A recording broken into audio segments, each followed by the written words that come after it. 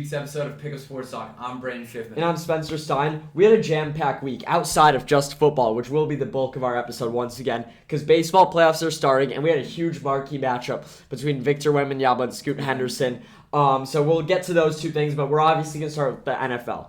We're leading off with the Bears once again, but Brandon, let's make this quick, because I'm honestly done talking about them. Yeah, so the Bears are upsetting. My one note for this episode when we talk about the Bears is, does the pain ever end? And it's a question I've been considering a ton recently. Just to quickly break down the game as a whole, the Bears, honestly, offensively weren't awful. It wasn't necessarily that it was this awful game for us. We just didn't convert in the red zone, which was tough.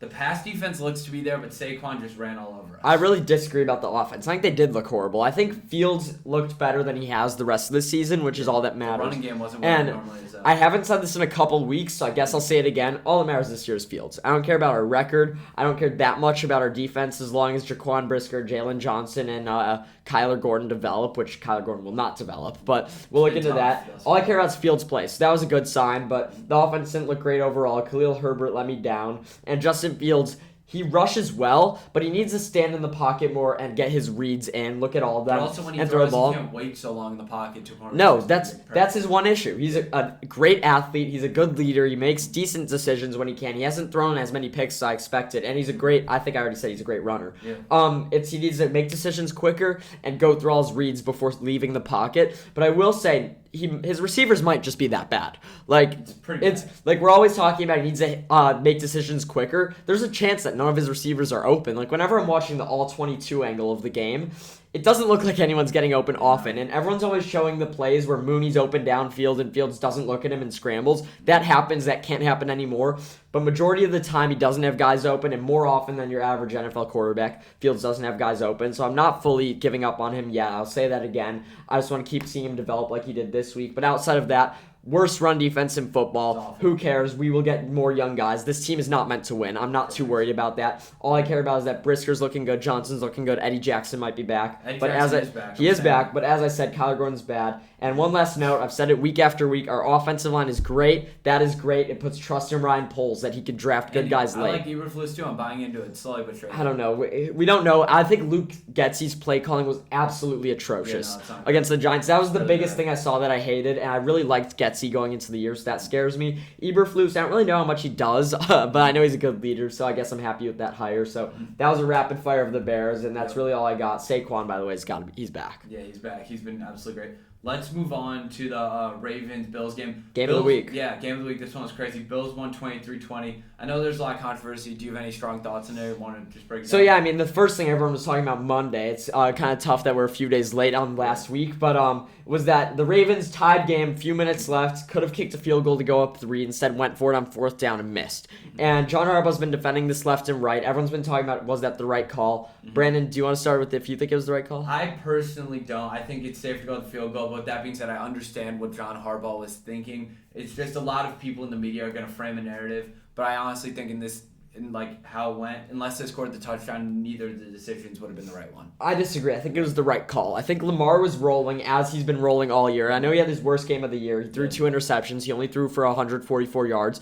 But when you have a quarterback that dynamic, you got to go for it. And when you're playing a quarterback as dynamic as Josh Allen on the Buffalo Bills, you got to go for it. It's automatic that they're going to get a field goal in that next drive, as they did. The question is, you want to force overtime, maybe lose a coin flip, learn from what happened in last year's AFC divisional game with the Bills in it, and go for the touchdown. You can't be risky at all. People are saying he doesn't trust his defense. That's not what happened. He just didn't trust them enough to beat Josh Allen, as no defense in the league should. I think it was the right call. Shame it didn't go through, but the Ravens, I genuinely think top 3 team in the AFC. I think Tempers were high though. With Bill. Oh yeah, for sure. I saw that. Yeah, Marcus Peters was definitely giving an earful to John Harbaugh.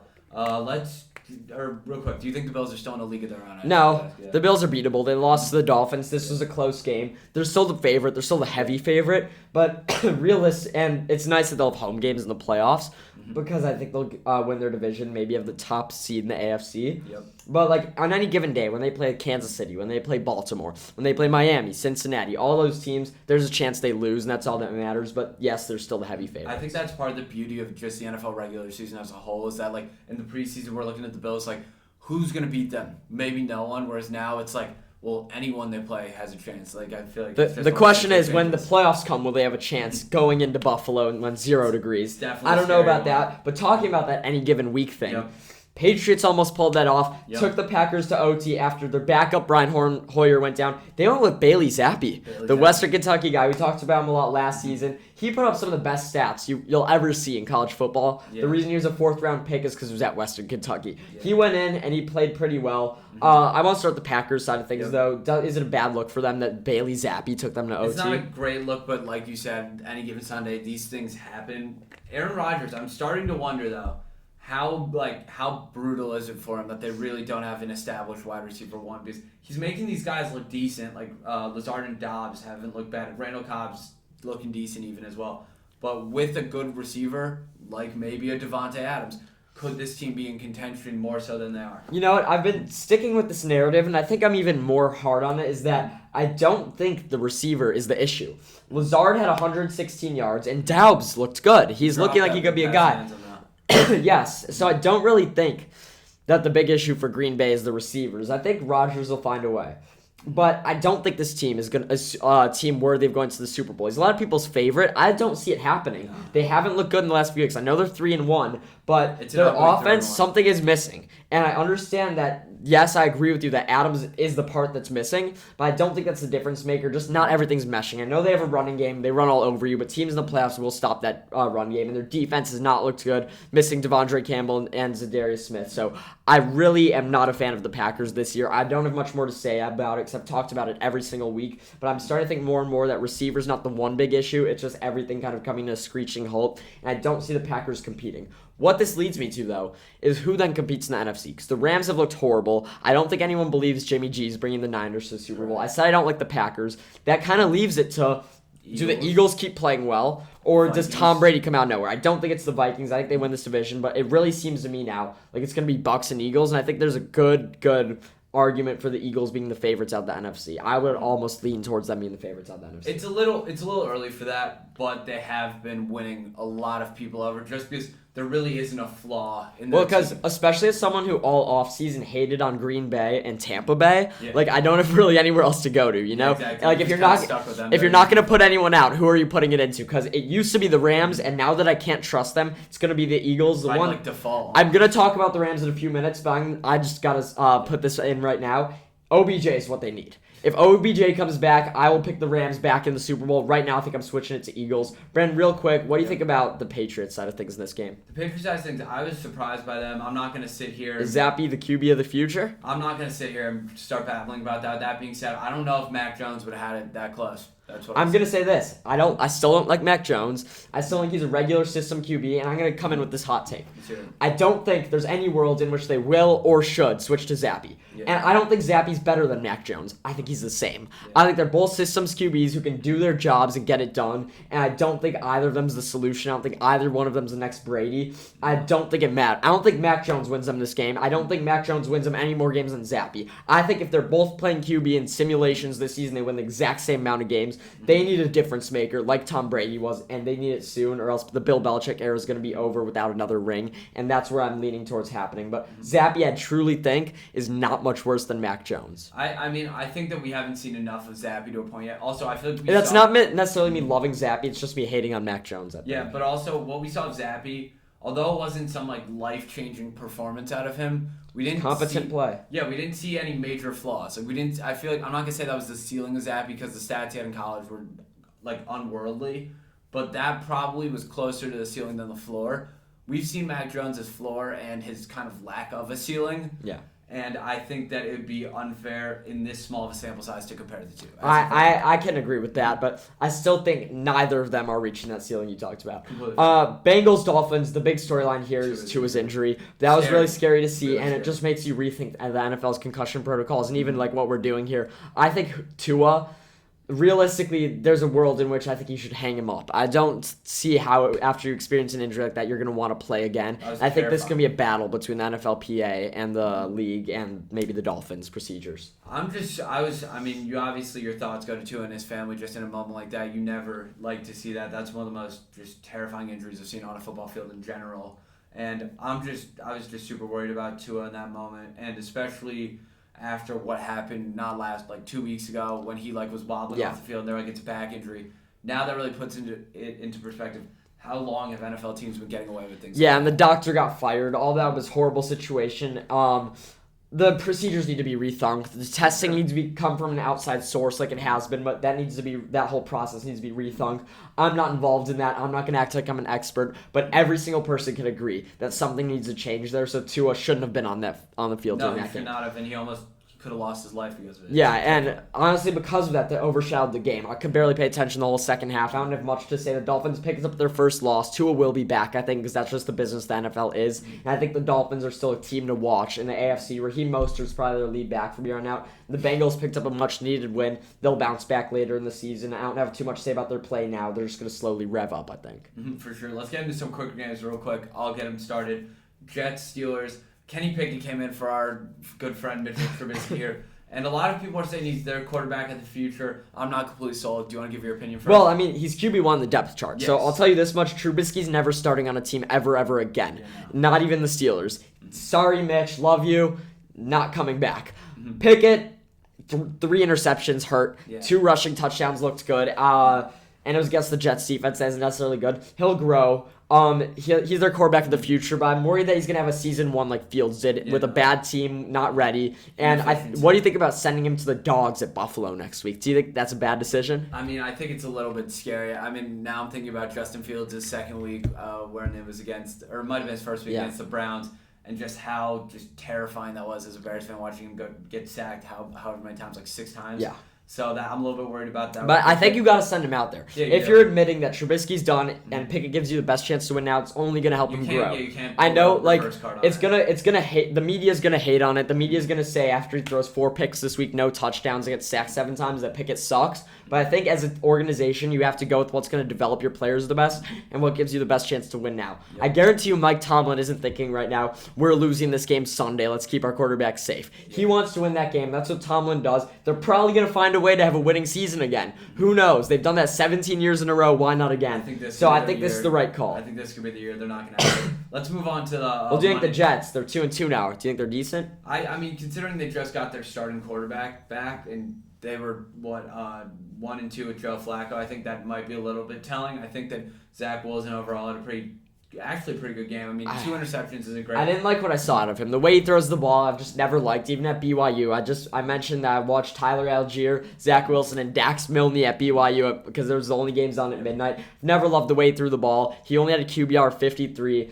I think he's the worst of the draft class. I'm in Lance. I'd still take Fields over him. He's going to be a fan favorite regardless, though. It's just, I think that the Jets are a fun team to watch. I think they're going to start picking up some losses left and right here. I think the 2-2 start's as good as it gets for Jet fans. Let's get to the Monday night game. Yep. I mentioned the Rams. They lost 24-9. I actually picked the Niners in this game. I didn't expect the Rams to look this bad on offense. They need OBJ back. Everyone knows it. Right now, they're not a Super Bowl contender. And I think the NFC is so weak that they should be a Super Bowl contender. And a lot of that goes to Matt Stafford's play hasn't been great. I love what I'm seeing out of Higbee. Cooper Kupp is still him. Yeah. They need that other weapon because A-Rob's not that guy. And people are blaming it on Stafford. A-Rob's routes have looked good and the ball hasn't been there. But OBJ is just a difference maker. He gets open in a different capacity. And their defense, I know they allowed 24 points. They looked fine. Something is wrong with that offense. I don't know what it is, but OBJ is the guy that needs to fix it. It just doesn't have the firepower it had last year. I mean, you looked at it, it's not even that Kupp had a bad game. Kupp had 14 receptions for 100. And Higbee was a great game. But, I mean, that's almost a bad look because it meant Stafford was checking the ball down a lot. Yeah, exactly. I think that my biggest worry about this team is they don't have the just deep ball presence that they had last year. Their longest receiving play was 18 yards. And they just had 0 running game really whatsoever. I mean, they had a total of 57 rushing yards on 18 carries. That's inefficient. It's not good. And I can't believe I forgot to say this. This was my one big note after this game.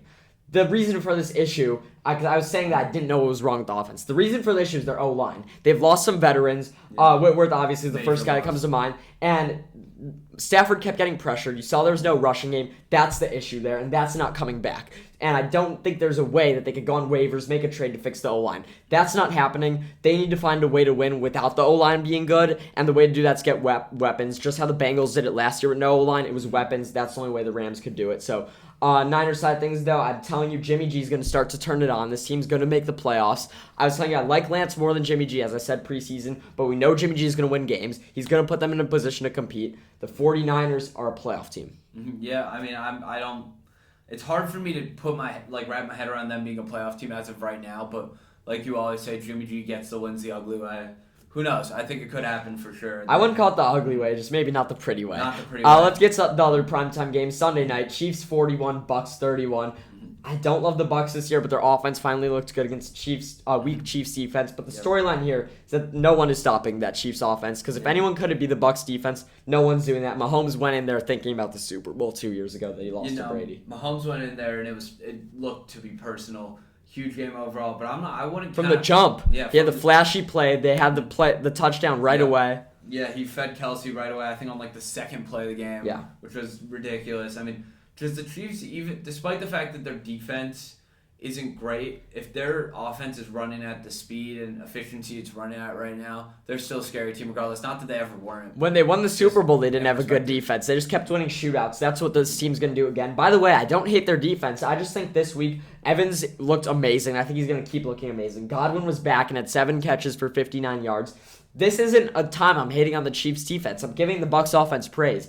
This Chiefs team's looking very, very scary. Chiefs' rush defense was good. And this game was over from the moment Rachaad White fumbled the ball in the kickoff. That right there, the Chiefs scored, and they kept scoring again. You're not being the Chiefs team when you make mistakes like that. So I really think that the Chiefs are looking great on both sides of the ball. They're looking like a top contender. And Tampa's offense is back. Hopefully their defense can put it all together. I wouldn't necessarily go all the way to say Tampa's offense is back, considering they had a total of 3 rushing yards. Well, here's what I think. I think Fournette will keep getting better, and I think the receivers will stay the same. I still don't love Brady. I'm telling you, there's too much personal drama, especially with all the news coming out about him and Giselle this week, and he hasn't looked like the same old Brady. I've said it week in, week out. Brady, the ravine is coming. Mm-hmm. I'm not necessarily. It's happening. I'm not going there quite yet. I'm gonna watch that happen before I predict it. It's happening. I don't need to predict it. I'm watching it happen. Can you not say that Brady's not winning games like he used to? Doesn't have the will to go out there and dominate the team. He's not the same guy. It's a scary thing to predict because I'm not predicting it. I'm watching it. I've said it a million times. It's not a prediction. It was a prediction 4 weeks ago. I'm watching it happen now in real time. The London game. I still think they bounce back. Yeah, the London game. Okay, this one I want to talk about. Being a Bears fan, watching a double doink is just a terrifying thing. It brings back trauma for me personally, but I want to quickly talk about the Minnesota Vikings offense as a whole. It's good when Justin Jefferson's there. I just think, honestly, Kirk Cousins' efficiency is such a factor. It's ridiculous. Like when he's not playing at 110%, they look like a completely different team. Yeah, it's going to come down to him. I still trust them as a team overall. Not much has changed in my eyes about the Vikings. They just need to stay efficient. What I do want to talk about is the Saints. I didn't expect them to win this game with Andy Dalton in and Michael Thomas out, but they're 1-3. Yeah. And people, I'm not naming any names, may have predicted them to be very, very good this year. Just some people in the media. And they're not living up to that, and that really needs to draw question marks. Their coaching and Dennis Allen being there for Sean Payton being a big deal. That's all I'm going to say. I think the Saints are going to continue underperforming. Saints are disappointing me for sure, being one of those people. It's just tough to watch the team that I put so much stock in. Yeah. And then a 1-3 team that's actually impressing people is the Detroit Lions. They lead the league in points. Yep. But as I said, they're 1-3. Yeah. Explain why. High-powered offense. Defense atrocious. Defense looks good on paper. They have some good names on it. Who did you say was going to be Defensive Player of the Year from that? Amani Oruwariye. He didn't have the best week. No. Him and Okudah, though, he's not having the best season. Him and Okudah could wind up being one of the better duos in the league, cornerback duos in the league. But overall, that's if the Chiefs had an even worse defense. The Chiefs' defense is fine, I'm telling you. Detroit's is bottom 5 in the league. It's the only worst rush defense is the Bears, and they have no pass defense at all. I know Okudah's actually shown me a lot, but it's not translating to the game. I mean, DK Metcalf had 150 yards on him. Averaging 20 yards per catch. And that's the Saints, or that's the Seahawks with Geno Smith. Geno Smith won NFC Player of the Week, and that's not about Geno. It's about who he's playing. It's about who he's playing, I'm telling you. The line's disappointing. You've got to be excited about their offense long term because they have the weapons. They won this game without Swift, or they put up 45 without Swift or Amon-Ra. Goff might be fine. Goff put up 200 yards. I know. Goff could stay there. Goff was a number 1 pick. People are forgetting. Their defense needs to change. Their Dan Campbell's got to cry in front of them again. Get them hyped up. One more game before we get into rapid fire. Eagles 29, Jags 21. Only undefeated team left. As I said earlier, are they the NFC Super Bowl favorites? As of right now, they are, and that's just like I said a little bit earlier. It's because there isn't a real flaw with them. Hurts has looked good. He's kind of beating the accusations of being a subpar quarterback, a MVP subpar pick. decision-maker. Miles Sanders, my least favorite player ever, has looked Told good you this he'd have a year. good year. I told A.J. you. Brown looks good. Everything's coming together. Their defense is great. There's not more to say about them. Are they the favorites? Yes or no? As of right now, yes they are. Jacksonville, I'm looking to the camera when I say it. Good team. I favor them in the NFC South. Yes, I think they're a good team. T-Law's a top 12 quarterback, maybe top 10. You said last week he's not. He is. I put him above Russ. I put him above Dak. I put him above Derek Carr. He is up there, Brandon. Gotta stop denying it. Let's get into some rapid fire. Brandon, you want to start with Raiders Broncos? You said Derek Carr would have a big year. Not looking great. With that being said, 5,000 yards. Predicted the Raiders to win this game. They came through on that. Mainly just on capitalization of the Broncos' errors. Normally it's the other way around. Teams are capitalizing on the Raiders' errors. It wasn't the case this week. I think the Broncos are bad. I think they're boring. I think Russ is overrated. With that being said, I still think he's one of the better leaders in football. But this was the Raiders' game to win, and they took it from him. Cowboys 25, Commanders 10. As I said last week, Cowboys have the best front seven in football. That is looking like a great unit. Dear Jerry Jones, start Cooper Rush until you lose. Yes, Cooper Rush has not thrown an interception in like over 50 pass attempts, the most in football by far. Why take him out if they're 3-0? He's a good game manager. How about this? Maybe he's the MVP in the MVP conversation as of now. Want to know why? How'd they look week 1 with Dak? Tell me. Not great. How have they looked since then? Good. Better. He's 3-0. Why not him? Tell me why not Cooper Rush? He has the resume there. The play's not showing it off. Yes, I put Lamar. Yes, I put Hurts, Mahomes, and Josh Allen above him. Why can't he be the 5? He's led a team 3-0 record. He's been great. Jerry Jones, Dak is better than Cooper Rush. I'm not going to come out there and say it, but why take him out when he's on a streak? Please, even if he doesn't lose till week 17, then you sub him out. Play Cooper Rush until you lose. That's all I have to say. Brandon, move on to the AFC South. Yeah, as I said, I don't even want to get into that debate. Titans took out your Colts. Not my Colts anymore. I got it's my Jags now. Formerly your Colts. Overall, not a very fun game to watch. Jonathan Taylor. King Henry's back. JT, bad game, and now he's hurt. Just overall bad things going on in Indianapolis. Not much more to say there. Falcons won against the Browns by 3. This is a team that's going to compete week in and week out. Even when Patterson went down the second half, they were playing very hard. Browns, I expected to pick up a win here. Jacoby Brissett, after I hyped him up, had a bad week. I think he's a competent quarterback, but last week didn't show it. The Browns just got to keep trying to truck their way through the schedule until Deshaun comes back with their rushing game and defense. That's not working. Good win for Atlanta. Yeah, for sure. Let's move on to some college. You're not going to talk Chargers-Texans? Oh, wait. Did I miss Chargers won by 10? Chargers won by 10. Good stuff, Chargers. Exactly how I predicted it. Sorry I missed that. My bad there. Damian Pierce is there, though. Check out that fantasy clip about them. Let's get into college football. Yeah, now we're getting into college. I was just so excited to talk about Bama versus your Razorbacks. Hogs look good. They didn't look bad. They did not. What I want to say, everyone talking about how Jalen Milroe would be like so great somewhere else makes me laugh. They're acting like Bama hasn't had the most loaded quarterback rooms ever for the past decade. That was just funny to me. They were like, oh, yeah, he's the best Bama backup ever. And I didn't think Milroe looked that amazing. No. He had the huge rush. He's a great rusher. The way he threw the ball wasn't great. Here's why Arkansas lost that game. Mm-hmm. They got it really close. They scored 23 unanswered. They could have won. Their rush defense lost them the game. If you didn't watch that game, I'll tell you this. In 3 straight drives after the 23 unanswered, Arkansas allowed a 75-yard rush or more. I have never seen anything like that in my life. They let Jahmyr Gibbs run for a 77-yard touchdown. 76. They let Jalen Milroe run for a 76-yard rush where then Bama punches it in, and then Gibbs runs again. Mm-hmm. Arkansas did what I expected them to. They played tough. Their offense looked good. They made a run. Raheem Sanders is great. Oh, yeah. And by the way, A.J. Green, their other running back, very good. Reminding me of the old Arkansas backfields where they had Darren McFadden and Peyton Hillis. It's one of those Arkansas backfields. And I think Raheem Sanders is going to be good in the NFL. That's what lost them the game. They cut it to 6 points, and then wham, bam, 3 75-yard rushes, 3 straight drives. There's nothing more to say. When that happens in a game, you lose the game, period. I haven't heard a wham, bam in a while. Jahmyr Gibbs, like Spencer said, just absolutely monster game. Went for some Madden stats with 18 carries, 206 yards.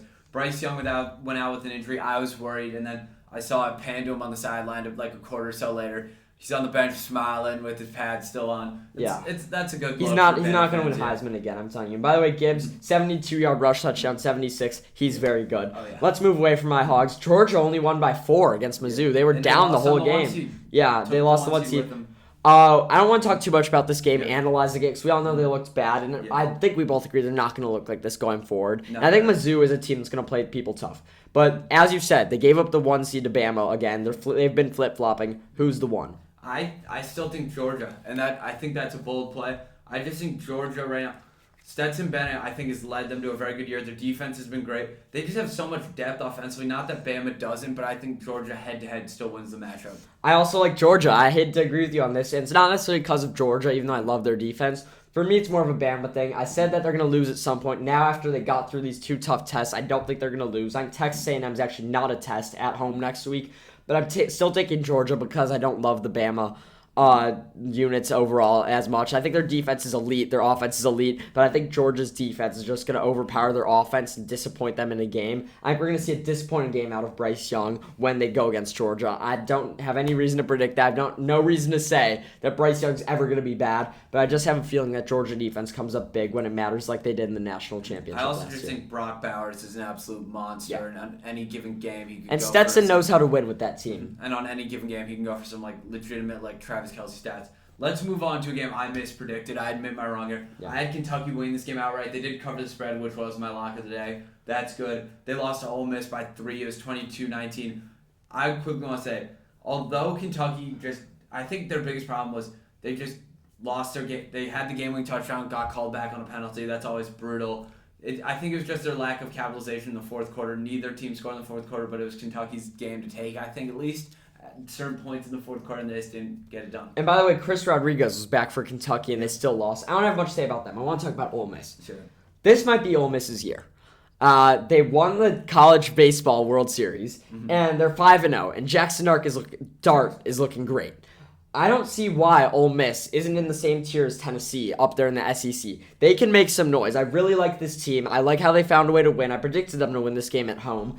I think this Ole Miss team can make a lot of noise. They're a top 4 team in the SEC. I think they can easily make a New Year's Six bowl. And when you're looking at their schedule coming up, they have easy games against Vanderbilt and Auburn. They then have LSU in a big prove-it game on the road where LSU is picking it up. They should beat A&M, and then they have Bama at home. I'm giving them a shot to beat Bama. They're the biggest test left on Bama's schedule. I think this Ole Miss team can make a lot of noise. I don't think they're going to beat Bama, but this is a team people have to look at, not just because, they're 5-0 in the SEC. Dart is good. He's in my Heisman conversation. Right next to Hooker. I don't think Hooker's that much better. I think I'm kind of disagreeing on that. I think Hendon Hooker's been significantly better, but that's also because I think not that I expected more or less out of Kentucky, but I just think Tennessee. I just think I've been more impressed with Tennessee overall this year as a whole. Yeah, and Tennessee is still undefeated. UCLA Washington Friday night game. I don't have much there. I watched the whole game intently. I was sad that Penix's play looked bad, but he was always inconsistent at Indiana. And UCLA's 5-0. Charbonnet is one of the best running backs in college football, and they stay undefeated. UCLA. Are they legit? I don't think so. I don't think they're completely legit. With that being said, Dorian Thompson-Robinson on his 37,000th year of college is finally starting to look the part. I don't know about that. He looked the part last year. I thought he's been fine actually in his career. It's just he hasn't had a team around him. I think wasn't he ranked after Justin Fields? Yeah, but DTR still is. He's been a guy in college football. He looked like an absolute stud. That one rush he had was one of the most disrespectful things when he just hit the hezzy and both the defenders. Just a shame for Washington. I thought this was going to be a year they could compete. They still Oklahoma State went to Baylor, won the game by 11. Best team in the Big 12. I called it. I'm sticking with it. Sanders outplayed what's his name? Sharpen in Baylor's QB. I'm telling you, Oklahoma State's year. Yeah, Oklahoma State's looked really good, and the rest of the Big 12 hasn't looked all too great thus far. And by the way, we're not going to talk about this, but Wisconsin's coach, Paul Chryst, was fired. That was one of the biggest storylines in college football. Braylon Allen with a cryptic tweet. Yes, watch David Aranda, Baylor's head coach, one of the best coaches in college football, coached at Wisco. Watch that move. TCU blew out Oklahoma. I think this is Gabriel's injury, and I think TCU is a very good team. I'm not putting so much on Oklahoma. It's the injury in TCU. Yeah, it's definitely a tough loss for Oklahoma. But overall, TCU capitalized on the opportunity of facing a backup quarterback, and they won a big game for them. For sure. And last one, Purdue, Minnesota. I liked Minnesota a lot. I bet on them last week. It was all the Ibrahim injury, their star running back. Don't put too much weight on that. And Tanner Morgan's not good. Period. He's not good. Let's get into our predictions. Undefeated UCLA at home against Utah. Who you got? I'm taking Utah. UCLA can't pack a house. Utah's the best team in the Pac-12. They're going to beat USC next week, but first they got to beat UCLA. They'll do that easily. Too. Let's get to Tennessee LSU. I'm taking Tennessee here. I'm riding with Hendon Hooker. He's been carrying me recently. I think this game's going to stay very, very close, and I think it's tough going on the road. Big prove-it game for Tennessee, but I don't trust LSU. It's more about that. They've started to improve more and more by telling you the Brian Kelly culture is never something I'm buying into there. Texas A&M at Bama. I already spoiled this. I got Bama easy at home. Blowout. Preseason, I said there's upset potential. The more I've seen from A&M, the less I'm liking that pick. Yeah, Bama's looking. Do they cover the 24 at least, A&M? I think they could. I think that's genuinely a possibility. Might even happen depending on how if Bryce Young stays in the game or if they kind of load manage him. I doubt they do that though in an SEC rivalry game, especially after last year. They'll win with Milroe even if he plays. Red River rivalry. Brandon, you want to take this one? So I was on the fence because of Gabriel's status, but I honestly, if it's backup against backup, I'm taking Texas. If Gabriel plays, which I'm not 100% up to date, if you want to update me on that, nothing, no news. No, I got news on the other side. Give me the Longhorns. I got the news on the other side. Ewers. It's not. I don't care about Gabriel. The news is Ewers might be back, and that's what makes the difference here. I think both backups. I'm going Texas. Texas is backup in Hudson Card and banged up Dylan Gabriel. I'm taking Texas. Ewers is there. I'm taking Texas. I'm riding the Horns this week. Oklahoma's a weak team. They've lost 2 in a row. No morale. Neutral site game. The Texas fans always show out. They're winning this game, and if Ewers comes back, it's gonna be a way to reignite their season. Another Big 12 matchup. Who thought Kansas would be undefeated, hosting College Game Day with undefeated TCU there? Who you got? Lawrence. I'm taking the Jayhawks. I'm riding Jalen Daniels. That's a Heisman frontrunner right there. It's not necessarily I think Kansas is like this unbelievable team. It's just it's hard not to like look at them and want to like not bandwagon them, but it's hard not to like them right now. TCU all day here, and nothing against Kansas. Jalen Daniels is good. They're legit. But TCU's even more legit. They have looked great week in and week out. They're going to go in on the road, not in a hostile environment in Lawrence. I want to go to this game so bad. Give me TCU there. I don't know if they cover the 6.5, but give me TCU there. All right, perfect. Let's get into our betting locks. Do you want to start or you want me to start? Yeah, I'll start mine. I'm actually sticking with that game. I'm taking Kansas getting the points. If it's 7.5, buy to 7.5. This game will stay close at home. I just think Max Duggan makes a big play late for TCU and they win that game. Completely fair. I'm also going to go with the game we predicted. I'm going Tennessee minus 2.5 versus LSU. I don't know if that's a lock. I'm thinking. I like the points. I like the points, but I don't know if that's a lock. How about an upset? My upset, UNC over UMiami. I know I was high on UMiami during the preseason, but UNC hasn't looked awful, and Miami's just been really disappointing me recently. I wouldn't bet on that game because I have no interest in watching it. Both teams are dumpster fire, and I would never pick UNC on the road in Miami.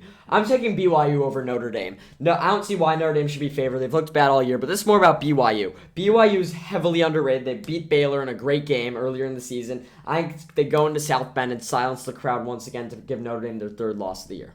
Okay, perfect. Like that a lot. You want to move on to MLB? Yeah, this is a prediction-heavy episode. We're going to be predicting the MLB playoffs now. They're finally here. The stage is set. And I'm actually excited that the wild card round, there's now 2 series on each side, and there's 3 games. And I like that they're still giving the home field advantage. Yep. Each team will have 3 games at home. So, Brandon, let's just start with the AL. We'll go through this whole bracket. Tampa Bay playing at the Guardians. Who you got? I'm going to take the Guardians here. The Guardians are hot. They beat out the White Sox. I just think overall, big year for them. I think their momentum sticks around. I hate to spoil my picks so early, but it's so hard to win 2 out of 3 games on the road in postseason baseball. This is the only team I have doing it, and it's all going to come down to the first game. We have Shane McClanahan pitching against Shane Bieber, ace versus ace, game 1. Whoever wins that game is going to win it, and although Bieber I love so much, it's been Shane's season. I picked him to win Cy Young. He didn't quite do that, but he had an amazing year. Tampa's going to go win game 1, and it's very tough because game 2 and 3, Cleveland's the only team that's announced their starters. They're going Bieber, Quantrill, and Tristan McKenzie. 3 good pitchers. Tampa Bay wins 2 of those games, takes that series. Seattle at Toronto. Who you got? This is a tough one for me. I'm going to have to go with the away team. I'm taking the Mariners. They've been hot this year. Wait.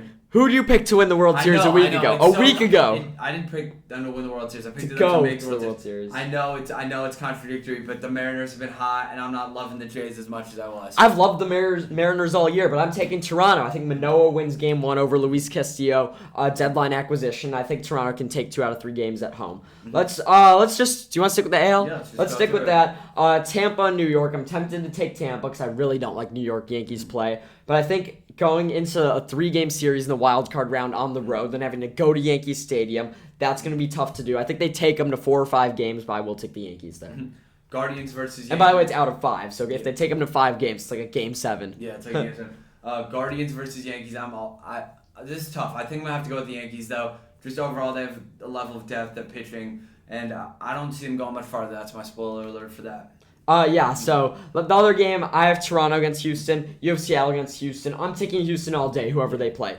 And let me tell you this. I don't know what's going to happen in the MLB playoffs. Some of the most unpredictable final tournaments in sports. Here's my prediction. Houston will definitely go to the World Series, and they will definitely lose in the World Series. I would take the Mets over them. I'd take the Dodgers over them. I'd take the Braves over them. But there's no way they're losing to Toronto. There's no way they're losing to Seattle. And there's no chance in hell that they will lose the New York Yankees. I got Houston beating Toronto, beating the Yankees, going to the World Series, losing there. I won't say to who yet. Mm-hmm. Okay, perfect. I also have Houston going all the way to the World Series. I think I have them beating the Yankees as well. And I think easy series, too. I think they do it in 5. Let's go to the NL wildcard matchups. Yep. Phillies at St. Louis. St. Louis takes this in 2. I hate how the Phillies have been playing. Yeah. I don't think they beat the Cubs this year. They might have beat them once. The Cubs blew them out, and I think St. Louis is actually a good team. So I'm taking St. Louis in a sweep there. I don't even know if it's a 2-game sweep, I guess. St. Louis there. Yeah, St. Louis has just looked good for the entire season. I have no reason not to pick them. Next series, I'll break it down real quick. San Diego versus the Mets. The Mets have been looking weak recently. Didn't they just get swept by the Braves? That's a bad way to end the regular season, but I'm still going to take them. I'm not loving San Diego. Everyone's talking about how the Mets have choked this huge lead to the Braves over the season. That's not bad Mets, that's good Braves. Braves have been that good. Braves have been very good. Game 1, Darvish versus Scherzer. Give me Scherzer all day. I'm taking the Mets in this series. They've been my World Series prediction all year. For the first time since preseason, I'm switching that. Their series gets the Dodgers. If DeGrom and Scherzer are both going to have to pitch in that first series, they're going to be tired. They're going to have to go against the Dodgers' aces to jump. The Dodgers are going to get too big of a lead. I hate to switch up now, and if the Mets go all the way, I'm going to be pissed that I picked them all year and switched it. I'm taking the Dodgers to beat the Mets in a series there. The Dodgers onto the NLCS. Also taking the Dodgers there. I just think the depth is just untapped. The series I'm probably most excited for is going to be Cardinals versus the Braves, for me at least. This series could really go either way. I'm taking the hot team right now. That's Atlanta. I think that they win this one in probably in 5, actually. I think this one goes the distance. Yeah, I really like Atlanta as a team this year. They're on fire. I think I'll take them in less games. It's a shame that Albies is out. But Michael Harris has stepped up to the plate as a rookie. He's going to be great. They're going to beat St. Louis with ease. They're going to beat the Dodgers. I've not wanted to pick the Dodgers all year. I hate picking a World Series rematch with the Braves over the Astros again, but the Braves have looked that good to me. I think they have the best teamwork in the league. I think there's so many question marks about the Dodgers' upcoming season. With Trey Turner maybe going to the Cubs. I like all these Cubs rumors. Awesome. So I think the Braves are going to go to the World Series again, beat the Astros again. That's what I got. This is tough for me here. Braves versus Dodgers. I really think it could go either way. And it's tough because I legitimately think it could go either way. Like I said, the Dodgers have just an unfathomable amount of talent, but the Braves are hot. They probably have the best player in baseball. Where are you going? Come on. I think I might have to go with the Dodgers here. I think this could really go either way. And Dodgers Stros? Dodgers Stros, give me the Dodgers. I think that it's the depth, it's the talent, it's the fact that they just, Realistically, the Dodgers should win. Yeah. Brandon, really quickly, 30 seconds. Talk to me about the G League. All right, perfect. So Victor Wembanyama, just probably the most... Plays for the France 36ers or something. Yeah, not the 32nd. The most hyped up prospect since Zion, who maybe even LeBron. 7'5", 8-foot wingspan, center that moves like a guard. You've probably heard these things. Pulls up from 3. He's automatic from 3. He faced up against Scoot Henderson. I'll let you talk about Scoot in a minute. Victor did not disappoint here. He had 37 points on 11 for 20 from the field, 7 for 11 from 3.